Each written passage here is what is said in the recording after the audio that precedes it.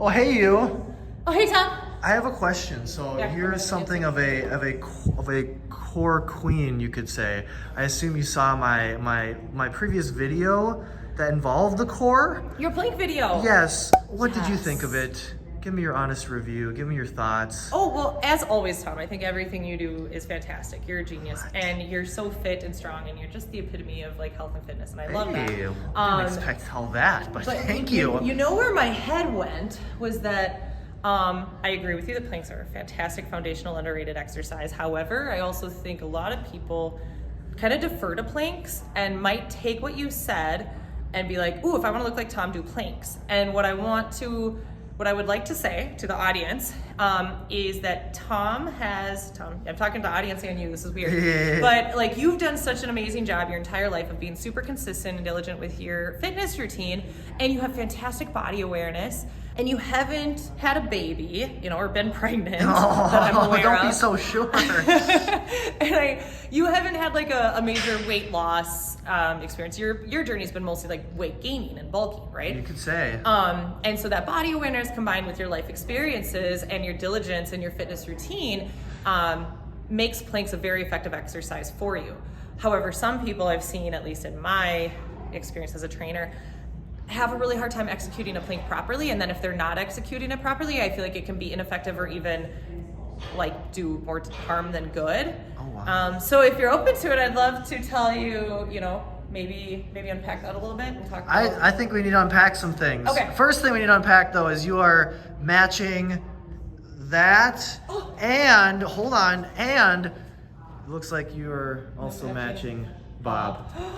So look at that color coordination. I love it. Yes,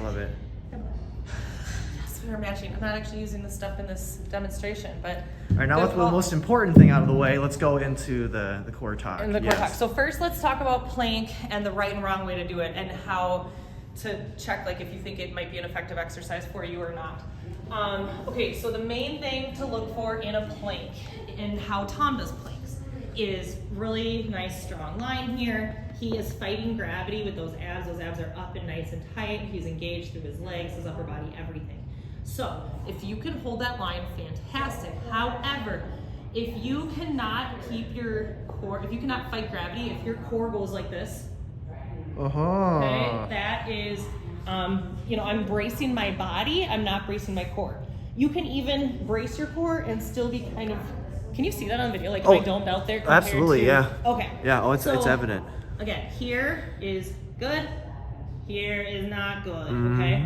So what happened there was I completely released my core, I released my transverse abdominis. I'm a little bit like bared down in my abdomen, but not effectively strengthening my core. The other thing that happened, I'm gonna go back to the right position. Okay, now just hone in on my low back, okay? Like right here, this is right now, kind of in a nice neutral position. As soon as I release my abs, I completely compress my lumbar spine. And so I've had clients who get into the clickbaity Instagram stuff, and they're like, oh, I'm doing this plank challenge, and you add time every single day, and they do these planks every single day.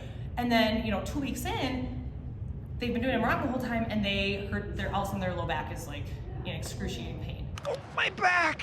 So make sure you're doing planks right. Okay.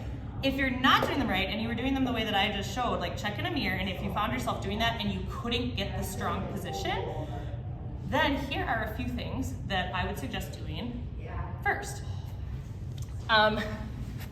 First one is making sure that you know how to brace your transverse abdominis.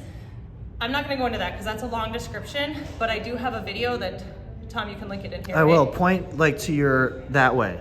Then that should be where it is. Link. That should be where it would be. If not, then whoops. He's gonna put it somewhere in here. Yeah, somewhere in the around this woman. Yeah, and that'll give you everything you need to know about TVA. But if you have more questions, I'm happy to answer them. I'm obsessed with it, as everybody knows. Okay, but then pelvic tilts are also fantastic for being able to make sure that you have kind of that strong lower back, lower abdominal area. So all you do is sit or lay very normal and natural on the ground. And I like to put my hands under my low back when I'm first teaching someone this, just to make sure that they understand what's happening. and then you can take them away once you get good at it. But right now there's space between my low back and the floor, but then I'm going to engage my lower abdominals to a point where I tilt my pelvis back and my back flattens against my hands, right there, okay? And that's all just lower abdominal engagement. Let's foot back, and here, and forward, and back. So that's a great way to cue your mind muscle connection to your lower abdominals and to that neutral pelvic position, and know how to engage your lower abdominals as well. So pelvic tilts are a really great exercise to make your planks more effective, or to do before you even introduce planks. Get really in tune with those abdominal muscles. Okay, then of course we have leg lifts.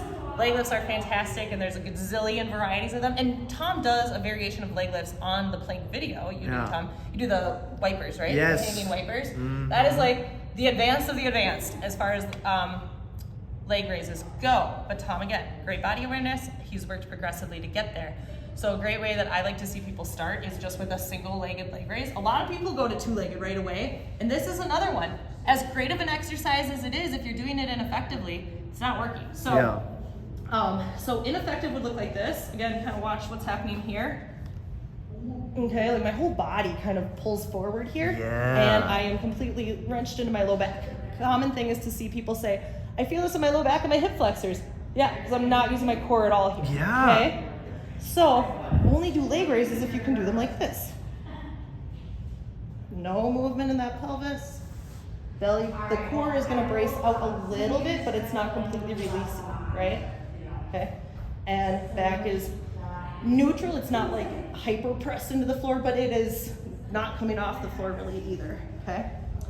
If you go in to do leg raises and you can't do them like that, then you're gonna do a single leg raise first, or even a knee in and out. Oh, I have a video of me teaching a lady this. You can splice it if you wanted. Hey, now. Where this is a great way to start, and like using your hands to feel if your core comes out at all.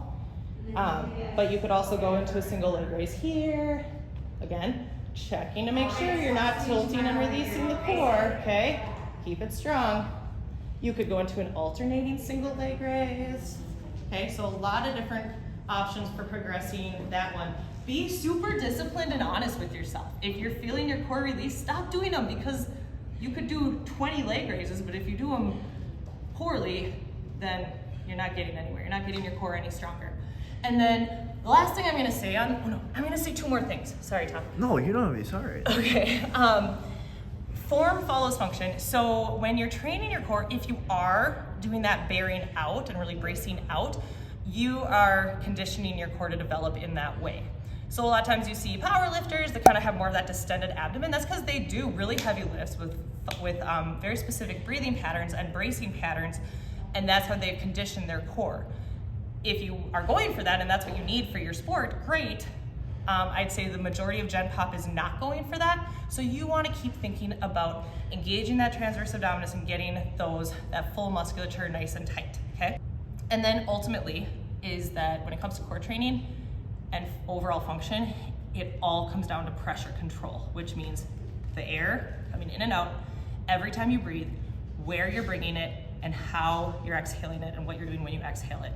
That's a whole can of worms that we don't need to get into today. We don't have time for that, but I'm happy to talk to people about if you have issues with like pain during certain abdominal exercises, or pelvic pain, or leakage, or a hard time engaging certain abdominal muscles, or hard time taking deep breaths. A lot of times that's just poor pressure management, and that's typically pretty easy to address as long as you're consistent with your protocol. So anyways, thanks for asking what I thought about your plank video, Tom. That was a really long answer, but thank you for asking. It was just what I needed. Just what I needed. Okay. Great follow-up. Fantastic. Well, and fantastic unpacking of the plank, and I like that you debunked that they're a bad exercise, because I don't like that one guy said they're bad, because there's no good or bad exercises. It wasn't even just that one guy, Grace. It was a lot of guys. And if nothing else, like, let us just say that there are no good or bad exercises. Yeah. And Tom is a fantastically fit person, but even what he recommends you do, or what he does, might not be what's right for you. That's so fair. I shouldn't say what he recommends. What Tom recommends for you specifically to do if you work with Tom is correct, because he's customized it for you. That's right. But when Tom tells us what Tom does, that's what he does for him. And everyone is so different, you guys. So you need to find what works for you. You need to listen to your body. And again, there's no good or bad exercises. So posh posh. That is one of the big takeaways there. Absolutely. Yeah. It's about knowing how to do it the right way. Amen. And doing it consistently forever. And progressively. Anyways. Well, thank you so much, Grace. Thank you you, are, in Tom. fact, the queen of core. Thanks. Got him.